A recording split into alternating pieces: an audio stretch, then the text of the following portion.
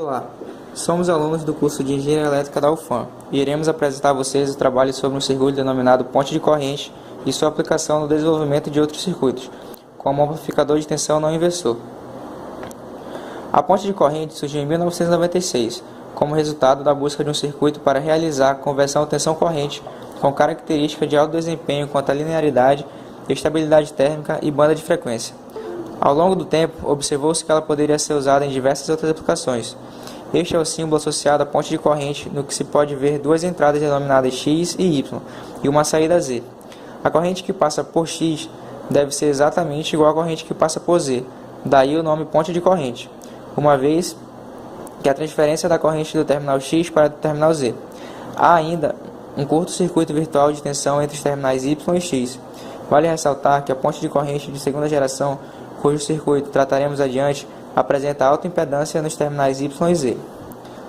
Em se tratando da ponte de corrente de segunda geração, CC2-, sua característica se revela apenas na direção da corrente IZ. Esta corrente flui na direção oposta à do circuito mostrado anteriormente, cujo nome é CC2-. Esta versão inversora é mostrada na figura ao lado.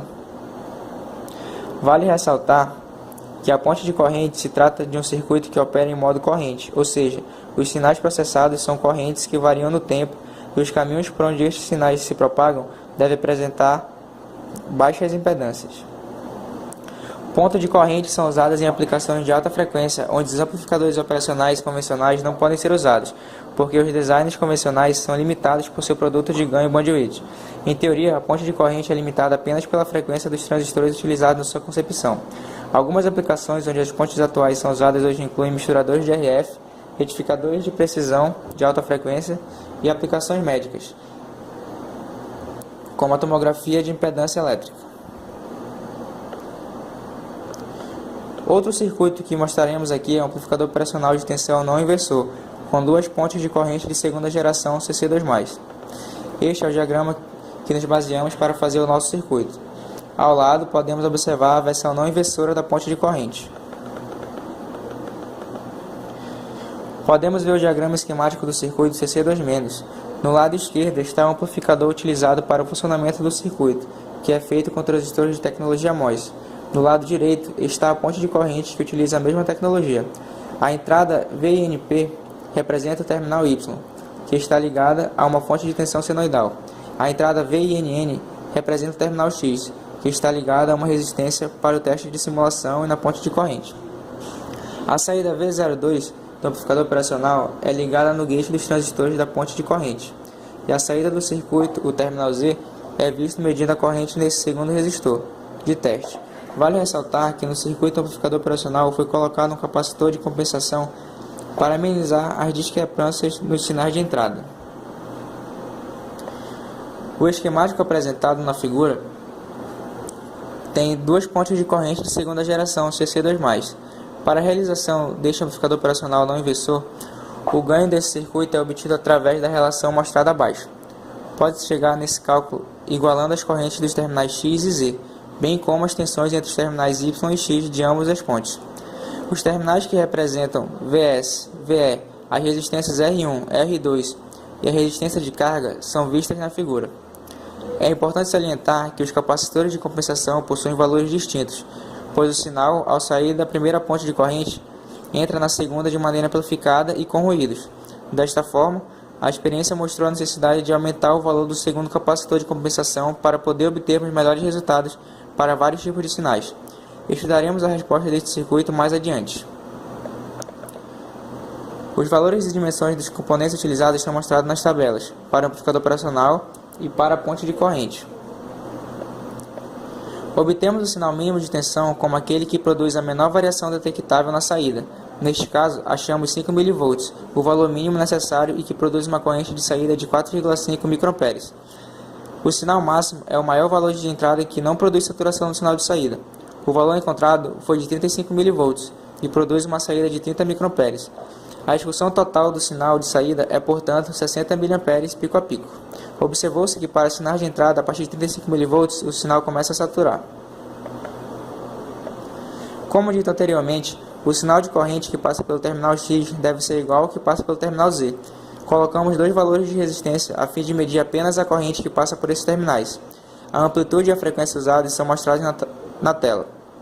Observando a simulação, constatamos a igualdade das correntes, validando o que visto na teoria. Vale lembrar que as correntes em ambos os terminais não dependem das resistências. Simulamos para vários valores de resistência para verificarmos o comportamento da corrente. Vê-se que os sinais atenderam às expectativas sendo iguais uns aos outros. Note-se, no entanto, que ao aumentarmos consideravelmente os valores de R1, há o aparecimento de uma diferença de amplitude entre os sinais, ainda que pequeno. O curto virtual de tensão nos terminais X e Y também é validado, como mostrado na simulação. Lembrando que esse comportamento é válido para amplitudes entre 5 mV e 35 mV.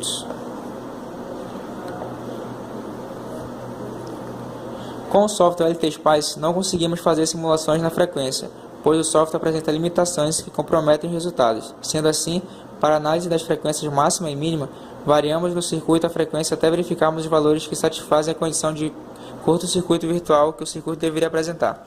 Com isso, encontramos o valor máximo de frequência de 100 kHz e o valor mínimo de 20 mHz. Relembrando as configurações do circuito amplificador de tensão não inversor com 2CC2+, temos que o ganho é calculado pela relação entre as resistências R2 e R1. Colocamos uma resistência de carga de 10 kΩ para realizarmos as simulações. Variamos as resistências para mostrar os ganhos obtidos. Temos 3 simulações e podemos constatar que o circuito está funcionando da maneira esperada. Alterando os valores da resistência de carga, pode-se até melhorar as distorções na tensão VS. No entanto, verificou-se que para esses valores seria mais adequado deixar como valor mínimo de resistência R1 o valor de 1 kΩ, pois abaixo deste valor não há uma resposta satisfatória do circuito. Para valores de R1 maiores que 1 kΩ, não há restrições, mas há um aumento da distorção do sinal, ainda que exista a resposta esperada. Já a resistência R2 varia livremente, não podendo ser menor que R1, pois não produz o resultado esperado.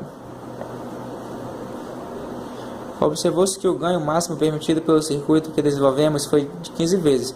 A partir desse valor, começa a haver saturação. Para verificação em um exemplo, mantivemos os mesmos valores de tensão, 10 mV e frequência em 30 kHz, e alteramos as resistências R1 e R2 para 1 kΩ e 8 kΩ respectivamente. Fazendo a medição, podemos verificar que o curto-circuito virtual entre Vx e Y foi respeitado, como era esperado, assim como as correntes X e Z também ficaram iguais, comprovando o funcionamento correto do nosso circuito. Por fim, medimos o ganho e podemos notar que Vs teve um ganho 8 vezes maior em relação a VE. Essa foi a prestação da nossa equipe e muito obrigado.